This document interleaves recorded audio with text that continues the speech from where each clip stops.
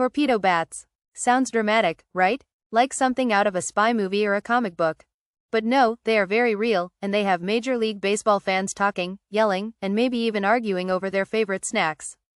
The 2025 season barely got started, and already, these oddly named bats have stolen the spotlight, and not everyone's thrilled. So, what's the deal?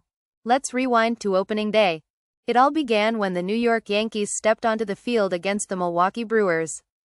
Pretty standard matchup, until the Yankees, seemingly out of nowhere, started launching baseballs like rockets. 9 home runs. Yes, you heard that right. 9. In a single game. That kind of power doesn't just happen by accident.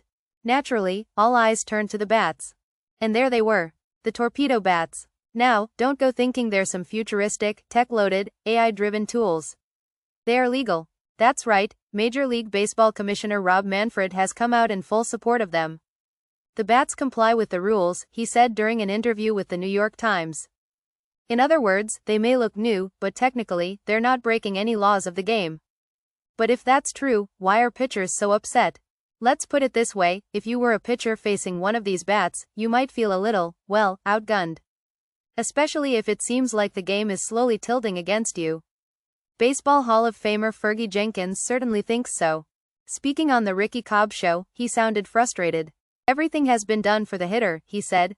From bigger bases to tighter pitching clocks, and now these bats, it feels, at least to some, like pitchers are being left in the dust. But hold on. Let's not jump to conclusions. Manfred pointed out something crucial. Batters have been tweaking their gear for years. Adjusting grip, changing weight distribution, moving the sweet spot, that magical part of the bat where power lives, around like chess pieces. So maybe Torpedo bats are just the latest twist in baseball's endless game of cat and mouse. A natural evolution. Or maybe a clever revolution? Still, there's something different here. Fans can feel it. You know that sense, when something's off, even if everything looks fine on paper? That's what's buzzing in the stands and locker rooms. But then again, isn't that part of baseball's charm? This is a sport built on tradition, and yet it never stands still. It wrestles with every change, whether it's adding a pitch clock or introducing instant replay. Some people love the chaos. Others just want their good old ballgame back. And that, in a way, is exactly what Manfred was getting at. Baseball still occupies a unique place in our culture, he said. People don't just watch it. They feel it. They argue about it over dinner. They bond over it in bars and bleachers. Even the smallest change can stir up a storm. So here we are. Torpedo bats are legal. Players are hitting more.